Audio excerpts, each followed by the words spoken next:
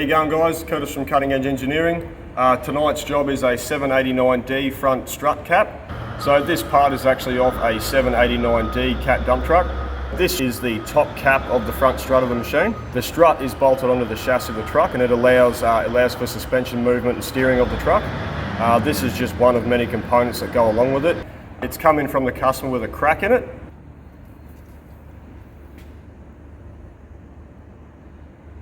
We've also got a lot of excess wear on the top of the pin from the bearing. That is also caused from incorrect fitment. This has been repaired once before by someone else. We do come across these quite a lot where someone's repaired them. They generally always fail in the same place. Generally comes down from improper fitment to the machine after they've been repaired. People don't understand there's a few other steps that need to be taken when fitting these back to the machine when they are a completed strut. So we're going to chuck this in the lathe, we're going to set it up, we're going to see if there's any run out on this pin. That will then tell us whether the pin was installed correctly and then welded in situ, or it was machined after it was welded. If there's any sort of run out there, it's going to impact the life of this component. So once we get it set up in the machine, we'll see how true it's running. If it's running pretty good, we might be able to salvage the pin. We do have a piece of material in stock that we're going to use if we need to replace it. As it goes for repairing, we're just going to get in the machine and see what this thing's doing.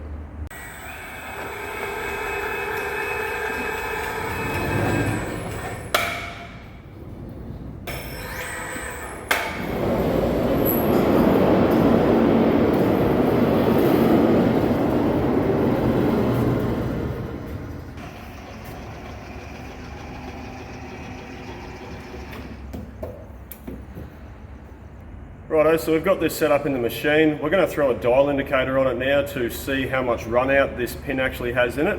If there's any run out in that pin, that's going to give us a pretty good indicator that that was the reason the weld actually failed. I need to be a little bit wary where we put the dial indicator, as there is a bit of wear on the pin from the spherical bearing that works up top here. I'll get a dial indicator and we'll set it up and see what it's doing.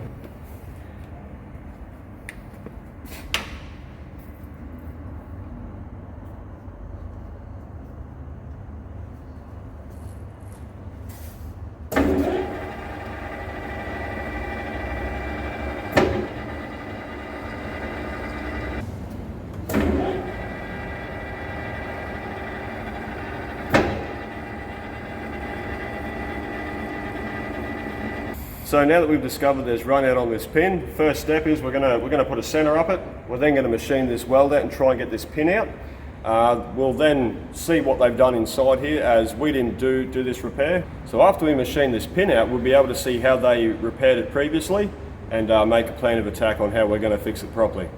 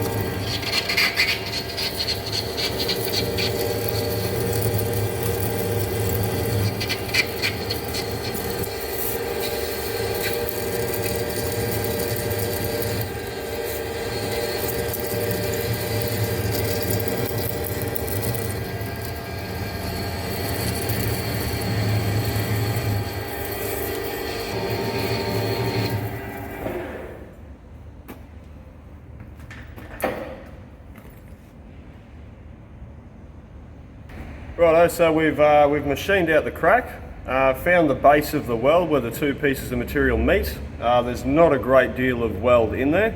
That'd probably be some of the reason why the weld did actually fail. So next step now is get it out of the machine, and we'll try and remove this pin with a bit of heat.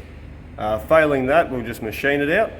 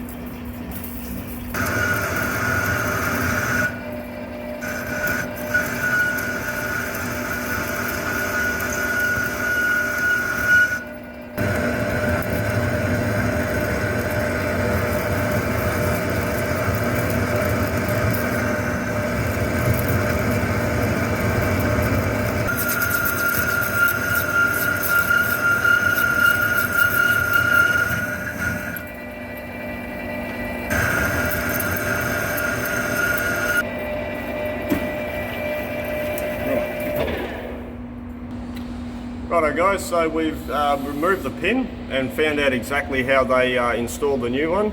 A little bit different to how everyone else does it. It didn't work.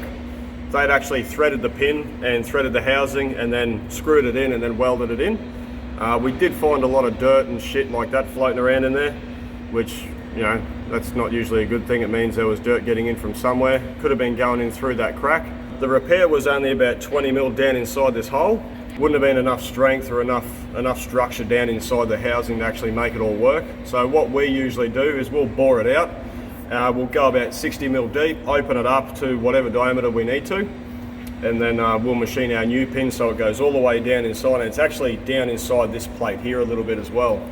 So that extra little support seems to help it really well. So we're just going to finish this to size now, and then we'll take it out of the machine and throw the piece of material in and start making the new pin.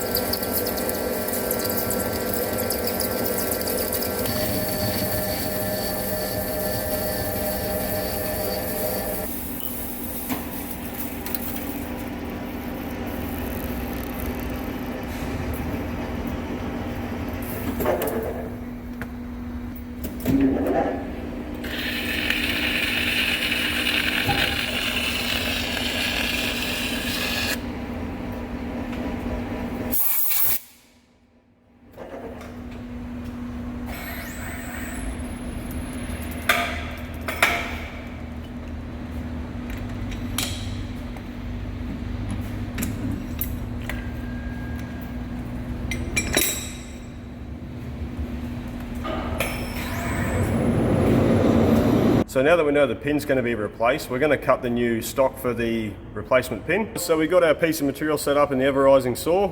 It's a 360 horizontal bandsaw.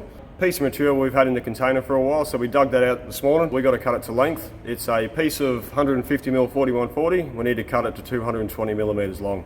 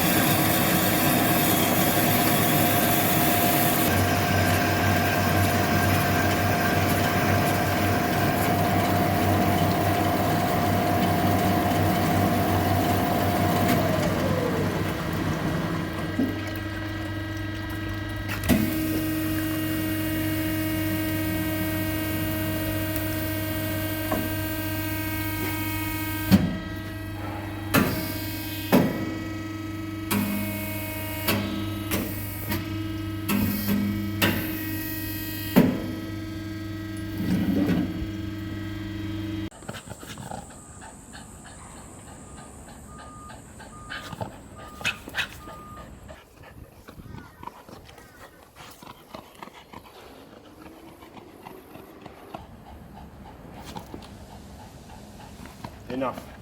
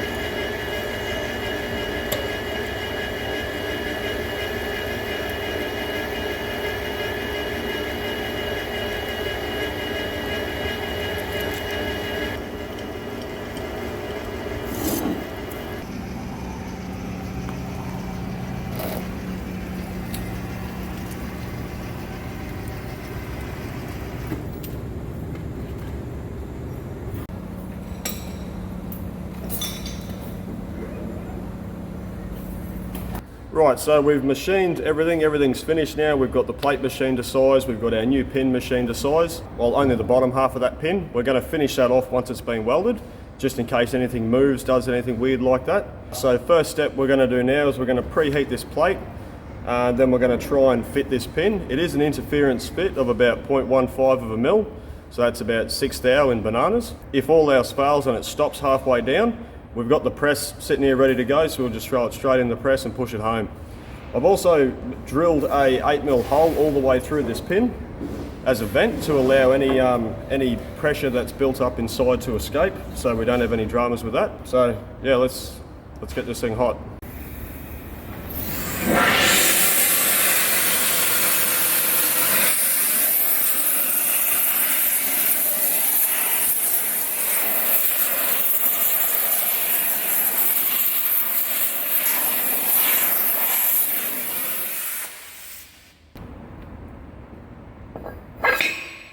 That's already locked.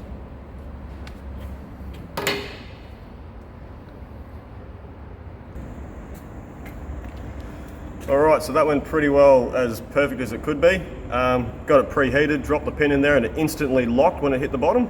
So that is a very tight, neat fit. We're going to let this cool off just a little bit. Well, the heat's already coming up into that pin. We're going to let this cool down a little bit. While that's happening, I'm going to set up all the welding gear and we're going to set up the little rotator and weld this thing out.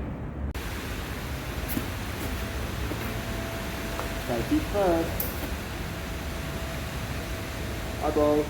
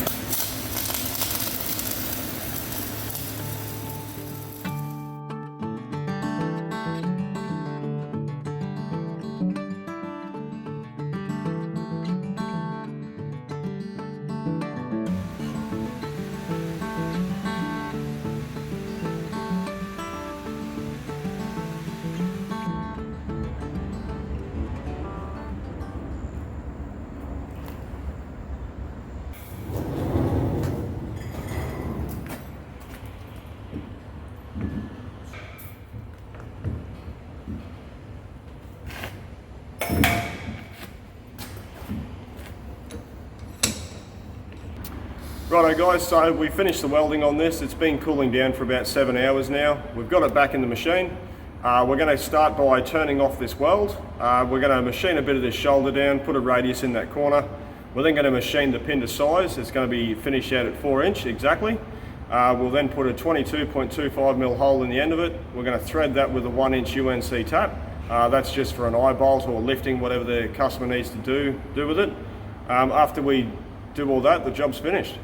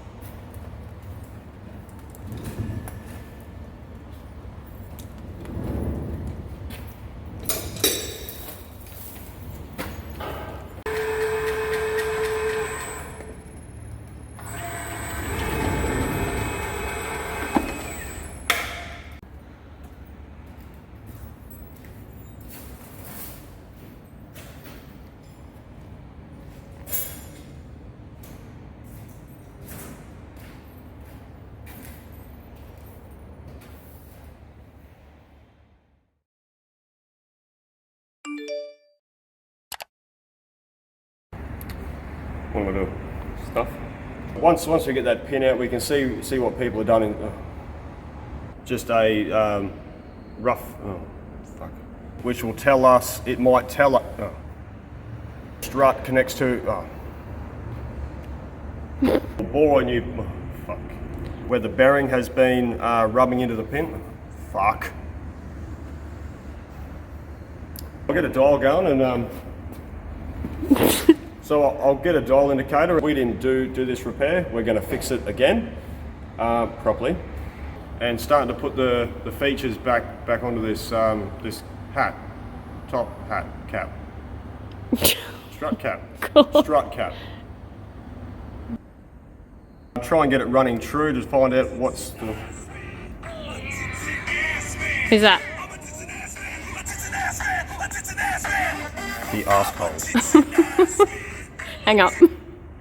Not tonight. I bet they're watching. They'll know it's them. Probably.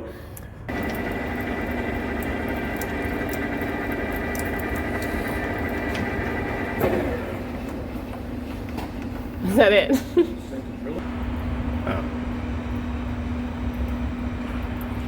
That's a thread. Why is there a thread in it? I use the thread. Hello. Well, do you want to be by the saw, in front of the saw? I don't want to be by it. Here's good. Is here all right? Yep. Right. There we go. You going? Yep. Fuck. Getting uncomfortable. Stop leaning. I gotta do so. Just. Like that. So we've got that set up in our new saw. Well, new to us saw. This is our new, well, old. Righto guys, so we've got the bit of material set up in our new saw. Fuck. Shit.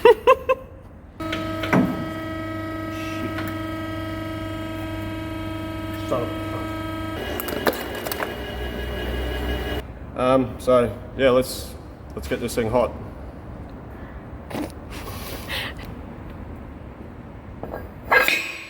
Ooh. Pretty good.